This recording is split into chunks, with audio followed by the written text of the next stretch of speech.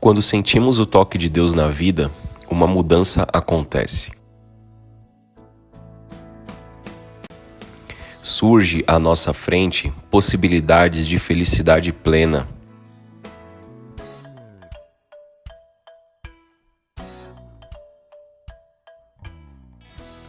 O toque de Deus restaura, renova, refaz.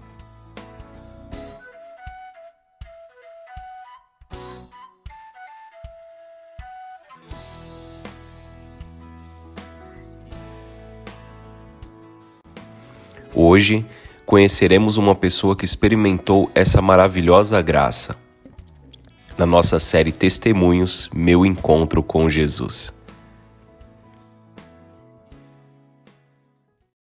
Olá, meus amigos, tudo bem com vocês? Sejam bem-vindos mais uma vez ao nosso canal Cidadão Celestial.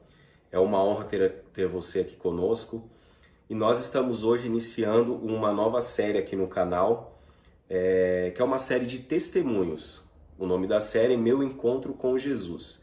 E o objetivo dessa série é trazer pessoas aqui para contar o seu testemunho pessoal, para que as pessoas possam mostrar para vocês como foi o encontro delas com Jesus, como Jesus o converteu, né? Até onde elas foram e até onde Jesus, com a sua misericórdia, com o seu amor, encontrou essas pessoas. E para começar, nós não poderíamos escolher pessoa melhor. O meu amigo, o meu irmão, estou muito feliz de ele estar aqui presente, contando o seu testemunho pessoal de como Jesus o encontrou, como foi o seu encontro com Jesus. Meu amigo, meu irmão Cleiton. Estou muito feliz de você estar aqui, compartilhando a sua história comigo, com os irmãos. E aí eu queria que você então contasse pra gente como foi o seu encontro com Jesus, como foi sua história de conversão, contasse o seu testemunho aí pra gente conhecer um pouco mais a sua história. Bom, queria dizer que a satisfação, sem sombra de dúvida, é toda minha. Obrigado. É um prazer tremendo assistir os seus vídeos no YouTube e agora estou aqui dentro do seu vídeo também, né? Não só assistindo, mas tendo a oportunidade de dar também o meu testemunho a tantos outros, né, que precisam ouvir. Sim. Dessas palavras, né? Meu amado, então, eu antes de estar na igreja, ser adventista, eu sempre fui uma pessoa que gostei muito de música, né? Uhum. A música está sempre envolvida com a gente, então eu gostava muito de rock, heavy metal, na verdade, né? Eu gostava de Sepultura, era a minha banda... Sepultura é pesado. Minha banda favorita. Escutar Sim. Sepultura, aquelas músicas que, na minha infância, tive problemas familiares, né, com tantas outras pessoas por aí afora aí. E aí eu, no rock, no heavy metal, quando eu escutava essas músicas, era quando eu sentia um branco na mente, onde eu esquecia desses problemas, né? Uhum. Então, Você nasceu em berço adventista? Não. Sua família não era da igreja? Não era da igreja. Minha família, minha avó, fui criado com a minha avózinha, ela era já de uma outra denominação, e ela nos levava para lá, né? Sim. E eu me lembro que em uma dessas idas para a igreja, a minha avó, a gente conversando, eu criança, ela disse uma frase que eu acredito que eu estou vivo ainda hoje por conta dessa frase. A minha avó disse naquela ocasião, não sei porquê, mas ela disse, não me recordo o teor da conversa, mas ela disse assim: quem se mata não vai para o céu. Uhum. E eu acredito que por essa frase eu estou vivo ainda hoje, Fernando. Amém. Ficou na cabeça. Ficou na cabeça, porque assim, a gente escuta o rock, o heavy metal, não fica só ali na música, né? Sim, entra na mente, né? Entra na mente a música, e a gente quer fazer coisas, muitas vezes, que a música diz para você fazer. Por exemplo, a banda Iron Maiden tem uma música que diz que a solução é suicídio. Nossa. Então a música inteira ela prega que a solução para os seus problemas, suas dificuldades é suicídio. E quando você está em problema e dificuldade, isso entra na sua mente e a vontade de fazer isso passa o tempo inteiro por você, né? Uhum. Então eu cresci a minha juventude inteira escutando heavy metal, aí a gente passa para o uso de algumas coisas que não deveria, e a vontade de cometer o suicídio absurda. Nossa.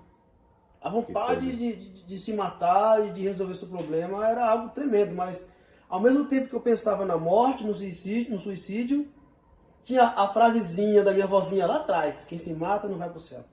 Então eu lembro, Fernando, que eu andava muito à noite, de madrugada na rua, sozinho.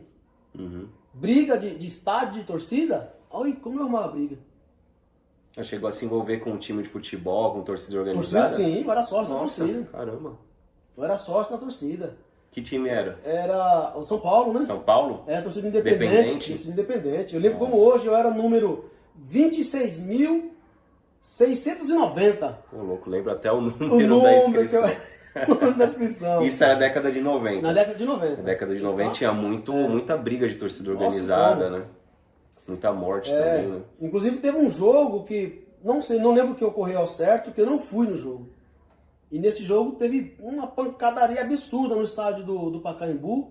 Sim, onde inclusive teve foi em morte. 1996, né? Exato. Foi, se eu não me engano, foi um jogo da Taça São Paulo de Futebol Júnior. Exato, isso aí. Lembro. Tava lá o Cleitinho lá. Vamos pro jogo? Vamos. Organizou a torcida toda, todo mundo com seus pedaços de pau, suas bombas. Nossa, cara. Não lembro o que aconteceu, não fui pro jogo. O que teve? Aquela pancadaria absurda lá no estádio, lá, inclusive teve vários feridos, um morto, Sim, por conta de briga de torcida, né?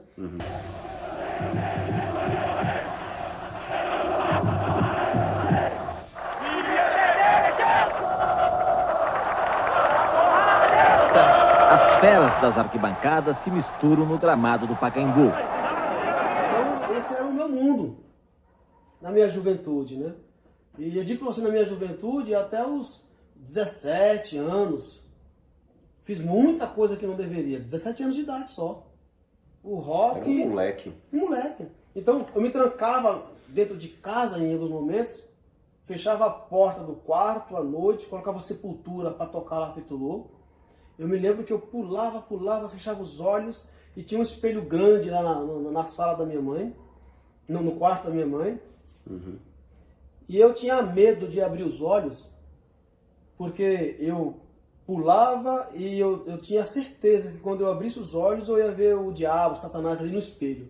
Nossa. Então, porque assim, eu gostava muito de cemitério, né? Eu andava em cemitério, o cemitério da Consolação ali, eu tava sempre dando uma voltinha por lá. Caramba. Eu gostava.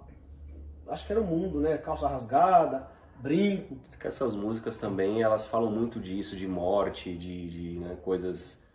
Tanto é que os roqueiros, eles... Coincidentemente, a gente tá de preto aqui, mas pelo amor de Deus, viu, irmãos? Nada a ver, hein? Não tem nada a ver. Pura coincidência, hein? Mas os roqueiros, eles usam muito, né, as cores preta. Muito preto, né? Calça rasgada. Calça rasgada, piercing, corrente, essas coisas. Né? Os góticos, né, cara? Então, é muito submundo, né? É muito música das trevas, digamos assim, Sim. né? Músicas pesadas Músicas mesmo. pesadas, que falam disso, né? De destruição, fala de espiritismo, fala de morte, fala de demônios, entendeu? Então... Tem sempre o ocultismo por trás, né? Absolutamente. Sim. Sempre. Tá sempre lá envolvido. Querendo ou não, tá sempre lá o ocultismo envolvido lá, né? Esse sacrifício, essas músicas todas assim, né? Então, haja vista que boa parte dos roqueiros por aí afora aí, eles morrem de formas trágicas, né? Não todos, é claro, né? Mas... a gente conta bastante história nesse sentido, né? Drogas. Então, a minha vida, ela foi até os 17 anos ao menos dessa forma. Briga distorcida, rock. Eu ajudei a minha mãe a ter uma depressão fortíssima. É mesmo. Podia estar o calor que tivesse, minha mãe estava dentro de casa, com touca na cabeça, deitada no sofá, na cama, não se levantava por nada, debaixo de uma coberta. A depressão era uma caverna. O quarto da minha mãe chegava a ter um cheiro e uma umidade. Ela não abria o quarto por nada, lá dentro. E essa condição sua, né, essa, digamos, rebeldia ajudou ela nesse quadro. Só favoreceu. Sim. Só favoreceu para que isso acontecesse e eu acredito que eu tive um papel muito forte nessa depressão da minha mãe, né? Sim. Pelo comportamento que a gente tinha, as coisas que a gente fazia. Pensa, um menino, um filho com 17 anos de idade, tá envolvido com tantas coisas assim, entendeu? Eu não cheguei a ser um traficante, mas eu peguei drogas aqui de Ferraz e levava lá para a estação, para o bairro da Luz, entende? Então, Você foi, resumindo, você foi bem fundo mesmo, né? Olha, eu acho que assim, eu tive uma vida muito precoce, né? Uma infância muito precoce. Então, assim, tudo que... Meus pais se separaram logo cedo, eu tive depressão também e revolta, né? Então, eu achava que essas coisas eram o que estavam me dando... Como eu disse no princípio, quando eu escutava o rock, eu fechava os olhos e só pulava. E nesses momentos, o branco na minha cabeça era, não pensava em nada. Era a solução dos meus problemas. Era um momento de êxtase Era ali, um momento né? de Fuga. Era um momento de fuga. Então, meu amigo, qual foi o ponto da virada, assim, que você começou a ter contato com Jesus, com a palavra de Deus, com a igreja? Eu acho que o ponto da virada, Fernando, foi justamente... Aí eu volto para aquela minha vozinha, aquela frase que minha avó dizia lá no começo, né? Porque lembra que eu queria muito poder morrer.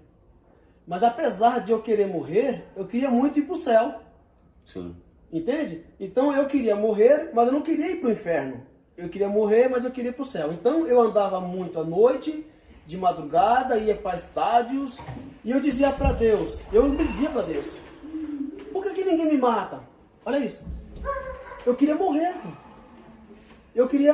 Mas eu queria morrer, eu queria que alguém fizesse isso comigo, porque eu acreditava na minha pequena cabecinha que se alguém me matasse, eu iria pro céu. Agora, se eu cometesse suicídio, eu não ia pro céu.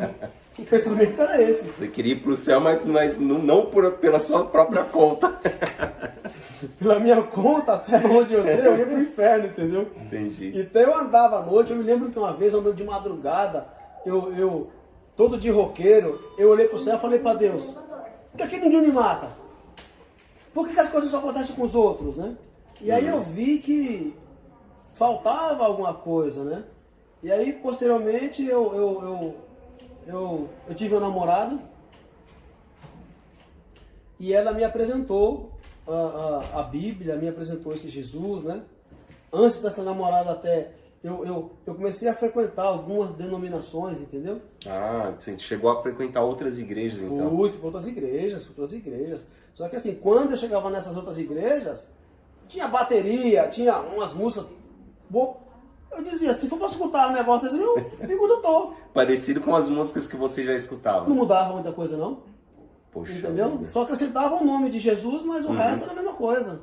O ritmo, a batida. Né? Aí eu falei, puxa vida, ainda não me achei, não é o que eu tô precisando, né? Sim. Então a primeira vez que eu vim para a igreja adventista, me lembro como hoje tinha um irmão chamado Toninho Viana. O homem cantando era uma beleza. Uma beleza, o homem cantando. E quando eu vi ele cantar, aquilo me encantou. E enquanto ele cantava, eu me perguntava, será que é profissional? Olha que música linda. Ele estava cantando a música do pastor Fernando Iglesias. Uhum. Você lembra a música? Não consigo lembrar a música agora.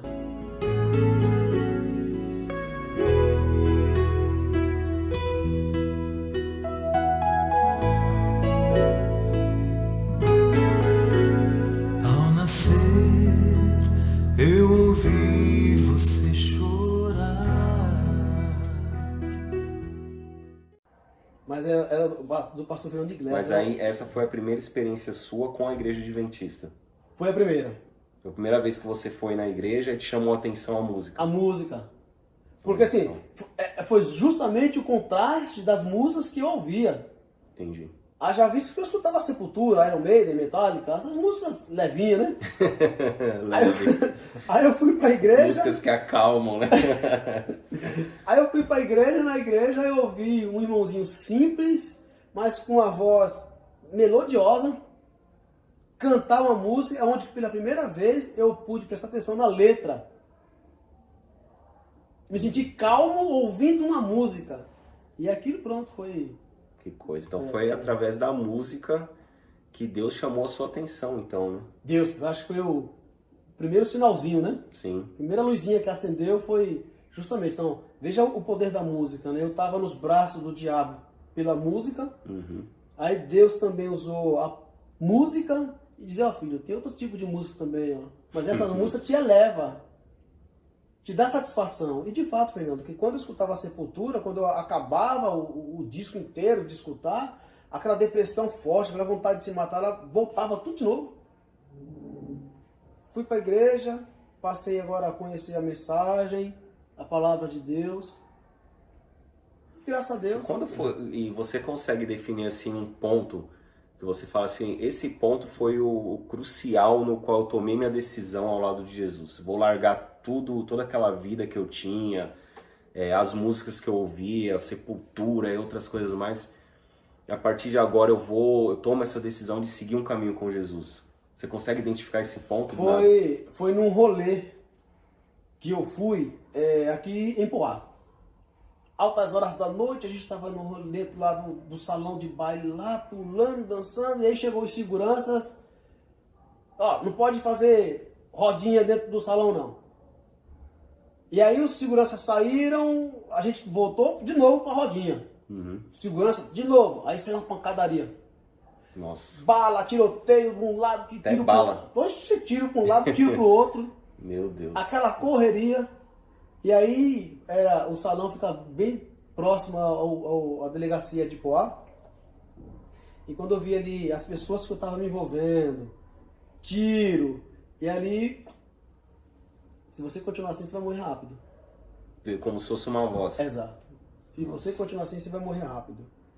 E ali foi o estalo onde pensei, pô, eu preciso parar de fazer certas coisas, né? Porque é engraçado você ver essa briga, né?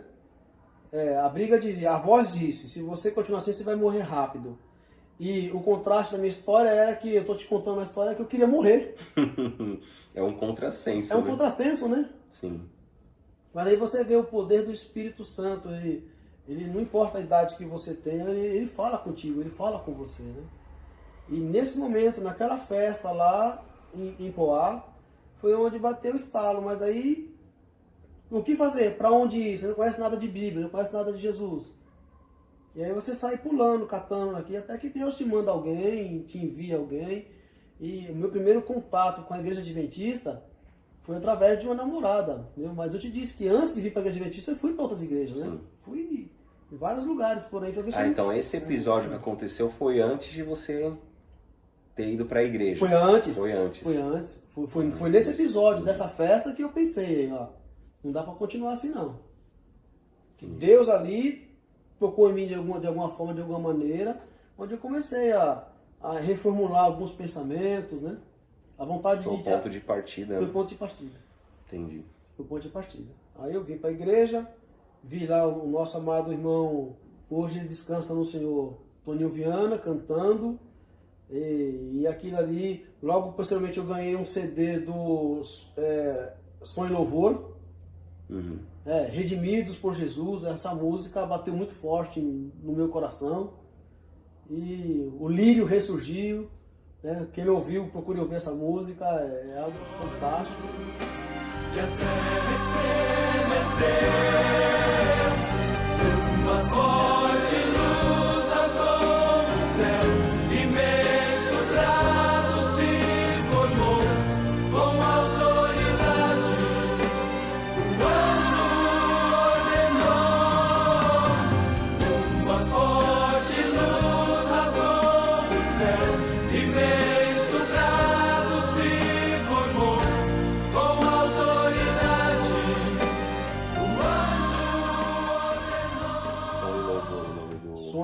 Do grupo. Do grupo. Som e Louvor. Sim. Entendeu? E aí, quando eu vi as músicas Som e Louvor e o contraste com as músicas que eu via, puxa vida. São músicas que tocam no coração. Diferente, né? E que dá satisfação, né? São músicas que quando você ouve, quando você desliga o som, você está pleno, você está satisfeito. Você não está arrependido, você não está triste, você não está com vontade de morrer. O sentimento de desgraça não volta para você, entende? Porque são músicas que te elevam aos céus, né? Te elevam para mais perto de Deus. Que eu ia falar, que eu ia comentar, né? Que as músicas que você sabe que tem o Espírito de Deus por trás, elas aproximam você do céu, né? Aproximam você de Deus. Sem sombra de dúvida, né? Não é à toa que um dos instrumentos que o diabo mais usa para atrair jovens, crianças e velhos é a música. A música ela tem um poder tremendo de te levar para mais perto de Deus ou te afastar cada vez mais desse Deus. E aí quando você se afasta de Deus, você se aproxima automaticamente do diabo, porque é só os dois que são, né? Deus, ele criou a música que leva mais perto dele, mas o diabo também criou a música que leva para perto dele também, entendeu? E aí tá aqui nós, enquanto ser humano, no meio desses dois aí, ó. E no fim a escolha é sempre nossa, né? Sim. E como que foi a sua decisão para o batismo? No momento que você decidiu ali selar o seu compromisso com Jesus. É engraçado isso daí, Fernando, porque assim, como eu te disse, uma namoradinha me levou para a igreja, mas eu não fiquei muito tempo namorando com essa menina. Ah, é? Não, parece que a gente se conheceu só com esse objetivo. Só com esse objetivo. E aí eu me lembro que alguns irmãos na igreja, qual que era o comentário que eu ouvi posteriormente? Você tá vindo pra igreja por causa da menina. O interesse, né? Entendeu? É os gavião, né? Vem aqui pra pegar as nossas menininhas e vai embora, entendeu? Entendi. Então o comentário de alguns irmãos era esse. Uhum. Que eu fui pra igreja, eu tava indo pra igreja por causa da menina, mas louvado seja Deus, que a gente acabou o namoro, mas o Cleitinho tá na igreja até hoje. Amém. 23 anos depois, mais ou menos, 24 anos, algo assim. Você foi no finalzinho da década de 90 ali. Exato, 90, Virada pra 2000. uma coisa assim, né? Sim. Eu sou muito ruim de data, mas é mais ou menos por aí. Então, tô aqui hoje, entendeu? Posteriormente, aceitei o batismo, me batizei na igreja aqui do Bandeirantes, em Ferraz de Vasconcelos. No dia que eu saí do tanque batismal, tinha umas escadas lá, já caí sentado nas escadas. Tudo molhado. Escorregou e caiu. Escorreguei e caí. Falei, eita, Senhor. Mas, por incrível que pareça, Fernando, foi a melhor sensação da minha vida, algo indescritível, o dia que eu me batizei. Não sei se isso é normal com outras pessoas, mas quando eu entrei no tanque batismal e o pastor me batizou, que eu levantei, eu senti algo sobrenatural, literalmente, tirando das minhas costas um peso, e eu me senti que se eu caísse de um prédio naquele momento, eu ia cair como uma pena, como uma folhinha, assim. Eu me senti muito, muito leve, cara. Uma sensação que eu nunca jamais senti na minha vida. Engraçado que você falando isso, isso me faz lembrar o dia do meu batismo, mas se eu falasse aqui, se eu contasse a minha experiência no dia do batismo, seria exatamente com essas palavras. É algo... Não tem. E não foi combinado não, tá? Foi. É impressionante, é exatamente esse o sentimento. É quando você tira um caminhão das costas, porque você sente ali o Senhor Jesus Cristo, né, no ato do batismo, tirar o peso dos seus pecados. Né? Dizendo, né, filho, eu não só te perdoei, e aí você entende aquele verso que Jesus diz, tomai sobre mim o meu jugo, porque ele é suave, entendeu? Meu fardo é leve. Meu fardo é leve, meu jugo... Então é isso, o fardo que nós carregamos, ele é pesado demais para nós mesmos carregar. Sim. E aí você aceita Jesus, conhece a palavra dele, batiza-se, aceita o seu perdão, a sua graça, e aí Jesus fala, ó, tem um peso para carregar. Uhum. Ainda continua com peso para carregar, mas vamos trocar, você me dá o seu, eu te dou o meu, que o meu é mais leve. E aí foi a sensação que eu tive. Aquele dia foi algo tremendo, uma sensação que nunca, jamais na minha vida eu tive de novo. Sensação do ser perdoado, da leveza, entende? E é isso que é interessante, Fernando, que a Bíblia, em momento algum, ela te diz que, olha, sua vida daqui para frente, depois que você aceitou Jesus, vai ser linda, vai ser maravilhosa. Não tem uma promessa dessa na Bíblia, né? Verdade. Mas, mesmo com as lutas que eu tive pós-batismo, eu ainda sinto que vale a pena continuar nesse caminho, né? Continuar aqui. Que quando eu olho para trás, é mais vantagem estar aqui do que estar lá. Com toda a certeza do mundo. Não vale a pena voltar para aquela antiga vida. Não, de maneira alguma. De andar por meio de cemitério. De maneira nenhuma. De ver o que acontece depois que você está morto. É só osso e acabou. Uhum. Mas depois que você aceita a mensagem, você vê, tem outra coisa além do osso. Tem uma vida eterna prometida aí, entendeu? Muito interessante. E Jesus Cristo realmente ele tirou você da morte para a vida, né? Jesus me tirou. Jesus, com a sua infinita misericórdia, ele me tirou da morte para a vida, do desejo de morrer para o desejo de viver eterno. Olha que contraste absurdo, né? Amém. Um menino com 17 anos queria morrer e só não cometeu suicídio porque na infância desse menino a vozinha dizia que quem se mata não vai para o céu. E foi o que me salvou. Porque eu queria morrer. Uhum. E agora eu quero viver. Eu estou casado, tenho 2 filhos e eu fico projetando coisas com a minha família, com a minha esposa no céu. Como é que vai ser? Onde a gente vai? Como fazer lá no céu? Entendeu? Mas, meu amigo, eu fiquei aqui pensando o seguinte, quando o diabo ele tem uma pessoa ali nas suas garras, né, no seu domínio, essa pessoa toma uma decisão ao lado de Jesus, eu acredito que ele não fica muito contente. De maneira nenhuma. Então, teve alguma experiência sua aí que, de repente, o diabo tentou te trazer de volta? O diabo, ele é sujo, né? Então, se tem uma coisa que ele não aceita, é a derrota. Apesar dele já ser derrotado. Né? Isso é verdade. Ele já é derrotado, mas não aceita a derrota de jeito nenhum. Né? E eu costumo pensar que tem... A gente diz, Deus é amor, o diabo é ódio. Mas eu consigo identificar uma coisa que tanto existe em Deus quanto existe no diabo. E qual é? É uma coisa incomum entre os dois, entende? Sim. E o que é? É a não desistência. Deus não desiste de mim, de você e de nós. Mas o diabo também não. Não é porque você aceitou a Jesus, aceitou a palavra de Deus, que agora você está livre das garras do mal, entendeu? Ele fala, eu perdi ele mesmo, agora já era. Não, pelo contrário, né? Deus não desiste de nós, mas Satanás também não. O grande conflito está em andamento, né? O tempo inteiro, né? A guerra dos dois é pela nossa mente, né? Ele nos quer. Deus, ele luta de um lado, ele busca do outro, mas o diabo também. Apesar dele ser derrotado, ele não aceita a derrota fácil, né? Sim. E aí mas assim, dentro da sua caminhada cristã, teve algum momento que isso ficou assim evidenciado, esse grande conflito entre os dois por você? Ficou.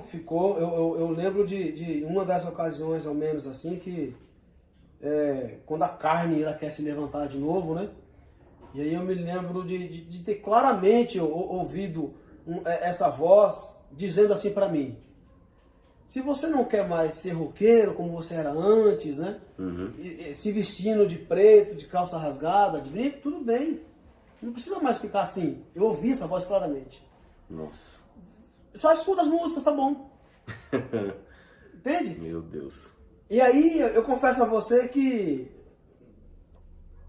eu fiquei balanceado, né? Porque, realmente, né? Porque não precisa vestir desse jeito mais como era antes. Não precisa né? ir no extremo, não né? Não precisa mais, né? Sim. Porque assim, eu gosto de música, entendeu? Eu gosto de música. E ainda é engraçado você estar falando isso, Fernando, porque ainda essa semana que se passou, eu disse justamente isso para Deus. Deus, me ajude. Eu apontei 3 pecados meus para Deus. Uhum. 3. E eu falei para Deus, Deus, me ajude a me livrar desses 3 pecados. E um deles, que era? Música. A música. Puxa vida. Entende? Talvez a gente tá falando para alguém que esteja passando por esse mesmo conflito, né? Porque às vezes a gente pensa assim, vou me batizar e tá tudo resolvido, né? Os meus vícios, os meus pecados, as minhas dificuldades, aquilo que me afasta de Deus vai se resolver num passe de mágica. E não é bem assim. Você tem quantos anos de adventista, você falou? Eu tenho 23, 24 anos. 23 anos e você falou que na semana passada você apresentou ali 3 problemas, né, que você tá lutando ali ainda. Né? E fora assim, Fernando, também já me deparei muito com coisas sobrenaturais também acontecendo, né? De medo, de você sentir a presença do diabo ali, de você... Sabe quando não tem nada, você se arrepia sozinho? Sim. De pessoas que te falam coisas que só você sabe, você e Deus, e o diabo tentando te trazer, te assustar também, te ameaçando de morte muitas vezes. Ou você é meu, ou você não é meu, de ninguém. Nossa. Né? Coisas sobrenaturais acontecendo, de pessoas sendo possuídas ali, Então, assim, a gente se depara com situações... É que eu volto a dizer. Não é porque você deixou um lado e agora está do outro lado, o lado da luz, o lado de Deus, que o outro lado... Vai ficar ali, vai ficar submisso, aceitar de boa, né? Não é assim que funciona, né? Não é assim que funciona. Então o outro lado, esse outro lado, ele continua lutando. É que nem diz a Bíblia. O diabo, vosso inimigo, anda ao derredor, rugindo como um leão, buscando quem possa tragar. Sim. Né? Então o tempo inteiro ele está querendo achar uma brecha. Achar uma brecha. Sim. Para nos tragar, para nos dominar, para nos destruir, porque assim, essa é a função dele da Bíblia, né? Matar, roubar, destruir. E eu fico me perguntando e pergunto para Deus, como que alguém pode existir só para essas 3 razões? Matar, roubar e destruir. É a função do diabo. E aonde ele puder fazer, ele vai fazer. Que coisa, mas é muito, muito impressionante mesmo o seu testemunho e... Vou ter como hábito aqui nessa série sempre a gente finalizar perguntando para o nosso entrevistado qual é o texto bíblico que você mais gosta, aquele texto que você carrega, assim, anda, né, na sua mente nos momentos de dificuldade. Tem algum texto que você possa citar aí pra gente? Eu gosto muito de João, o capítulo 14, né? Aquela promessa que Jesus disse, né? Do capítulo 14, verso do 1 ao 3. Estou até com a Bíblia aqui. E ele começa dizendo, não se turbe o vosso coração, né? Não fique triste, não fique preocupado, não desanime, né? Creia, ele fala, credes em Deus e creia também em mim. Acredite, né? Não fique triste, desanimado. Não sei qual é o problema que você tem na sua vida, mas Deus me alcançou onde eu estava. Amém. E aí, Fernando, a gente lembra de outro verso que Deus fala, aonde abundou o pecado, superabundou a graça, né? Então, assim, não importa o tamanho do seu pecado, o que você tenha feito na sua vida. Se você tão somente pedir, Deus, me perdoe, é o que eu costumo dizer. Deus não tem pressa de dar um emprego, Deus não tem pressa de dar saúde, Deus não tem pressa de te dar uma casa, uma família, seja lá o que for. A única pressa de Deus é dar o perdão. Haja vista naquele ladrão na cruz do Calvário. Sim. Deus demorou para dar o perdão para ele? De forma alguma. Foi instantâneo. Ele falou, Senhor, Deus, lembra-te de mim. Em outras palavras, ele falou, me perdoe. E Deus falou, com certeza, você vai estar comigo lá no paraíso. Foi a resposta automática, né? Então é algo muito incrível isso, né? E aí no decorrer desse verso aqui, que é o meu preferido, que diz, na casa de meu pai há muitas moradas. Se não for assim, eu vos teria dito, vou preparar lugar. E o verso 3, o último verso diz, e quando eu for e preparar o lugar, eu voltarei e vos receberei para mim mesmo, para que onde eu estou, esteja vós também. Tem coisa melhor do que isso? Amém. O verso começa maravilhosa. O verso começa dizendo, não se preocupa, não. Qual é o seu problema? Qual é a sua dificuldade? Não se preocupa. O verso começa dizendo isso. Creia, só acredite. Acredite em quem? Na autossuficiência, na autoajuda? Não. Acredite em Deus, acredite em mim. Então é isso daqui. E o verso dizendo, olha, vou preparar lugar, quando eu estiver pronto eu volto e pego você para ficar comigo eternamente. Não tem coisa melhor do que isso? Sabe, quando eu leio esse texto, me vem na cabeça uma cena quando minha mãe, ela mora longe, mora, né, num bairro distante, mas teve uma ocasião que quando eu me mudei, eu falei pra minha mãe, mãe, eu vou passar o final de semana aí. Quando eu cheguei lá, o quarto tava todo arrumadinho, limpinho, cheirosinho, e eu fico pensando, Jesus nesse momento preparando o nosso quarto. Pensa nisso, que tremendo. É demais. A sua mãe preparou demais. O quarto para te receber. Sim. Não muda em nada da atitude de Jesus para conosco. Tá lá arrumando o nosso quartinho, né? Com todo amor, né? Com todo amor, com todo carinho. E ele anseia desesperadamente, que nem você falou, ele tem pressa para nos salvar, para nos perdoar. Olha, bom, a gente já está se encaminhando para o final e eu não poderia ter começado melhor essa série de testemunhos. Eu agradeço muito você, meu irmão. A sua história ela é maravilhosa. E eu peço para que você compartilhe esse vídeo, né? Espalhe essa mensagem. O testemunho do Cleito tenho certeza que vai ajudar muitas pessoas. E o que mais me passou pela cabeça, lógico que esse testemunho ele serve para pessoas de todas as idades, mas pode ajudar muito também os jovens, né? Que hoje em dia, as mesmas dificuldades que você teve alguns anos atrás, muitos jovens hoje passam por essas mesmas dificuldades, né? Problemas com depressão, se envolvem com coisas erradas através da música muitas vezes, né? Vai longe dos caminhos de Deus, mas Deus, ele está pronto para nos resgatar de qualquer buraco que a gente se enfia. E é isso que é interessante, né, Fernando? Assim, a gente não sabe muito qual é os planos de Deus para nossa vida. Devemos orar por isso. Mas aí, veja bem, Deus ele me agraciou com uma família aos 18 anos de idade. Nossa. Então, quando eu tinha de 18 para 19, eu casei. Bem jovenzinho. Bem jovenzinho. Fui pai cedo, entendeu? Mas tanto foi coisa de Deus que 23 anos depois está eu aqui ainda, casado, com a mesma mulher, com nossos filhos, entende? Então você vê, você casou muito novo, Cleiton. Mas é o contexto da história, é o contexto do casamento, né? O porquê que Deus me arrumou um casamento cedo? Deus conhece o nosso futuro, né? Então, foi a melhor atitude que eu tive na minha vida, foi casar cedo, foi o que me salvou, que me ajudou a salvar. Forte com a família, com a esposa, Lucinéia. Tem uma mulher muito forte, entendeu? Mais forte do que eu até. É sempre assim, a minha também. Temos isso em comum. Então eu agradeço muito, né? Meus momentos de desespero, momento de chororô. Quem é que está lá do lado? Para fortalecer, para ajudar, para dizer não é bem assim, Deus não está gostando disso. Parece que dizem o ditado que a voz do povo é a voz de Deus. Não, a voz da minha mulher é a voz de Deus. Boa. Tremendo. Fernando, para terminar, não sei se é para terminar mesmo, mas eu queria contar um pequeno história. Sim. Fica à vontade, meu amigo. O espaço aqui é todo seu. É uma pequena história que simboliza muito, né, o que os jovens vivem no modo geral, né? A história é mais ou menos o seguinte. Tinha um jovem em cima do muro. Se você já ouviu essa história, grave, relembre. E um jovem em cima do muro. De um lado do muro estava Jesus, desesperado, gritando para o jovem: vem para cá, aqui é melhor, aqui você tem amor, tem vida eterna, vem para cá.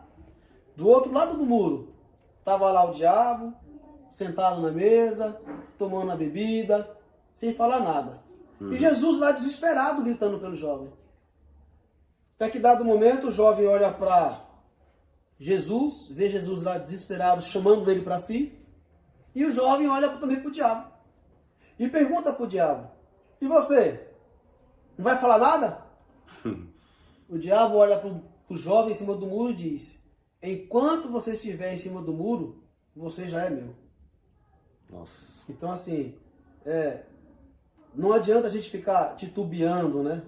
Ter dúvidas. Não existe meia conversão. Não existe meia conversão, não existe. Um pé lá, um pé cá. Não. Se a gente está em cima do muro, se a gente está indeciso, se a gente está em dúvida, a grosso modo falando, a gente já está do lado do diabo. Sim. Entende? Porque para estar do lado de Jesus, como a gente viu aqui, é preciso crer, acreditar, ter fé e viver. Não é só eu acredito em Jesus, é viver Jesus, é coisa diferente. Né? Amém. Bom, que a gente possa então se jogar em cima dos braços de Jesus, né? De repente a gente está indeciso. Muitos de nós às vezes passamos por esses momentos de indecisão, seja no início da caminhada para tomar ali a decisão ao lado de Jesus, ou até mesmo a gente pessoas dentro da igreja às vezes ficam balançadas, né, entre estar na igreja e estar lá fora, mas que a gente possa, através desse testemunho, uma história maravilhosa, né, de conversão, de Jesus indo buscar realmente, que a gente possa se jogar nos braços de Jesus. Eu peço para que você compartilhe esse vídeo, curta, deixe seu comentário, deixe seu like, mas principalmente compartilhe esse vídeo, para que mais pessoas, né, possam conhecer a história do Cleiton, esse testemunho maravilhoso, e possa fortalecer a sua caminhada cristã ao lado de Jesus. Um abraço, nós vamos ficando por aqui, meu amigo. Muito obrigado pelo seu testemunho. Prazer foi todo meu. Muito obrigado mesmo. Prazer foi todo meu. Deus te abençoe e continue nessa caminhada, porque dentro em breve Jesus Cristo vai voltar e nós estaremos no céu com Ele. Amém. Muito obrigado e até o próximo testemunho. Um abraço. Um abraço.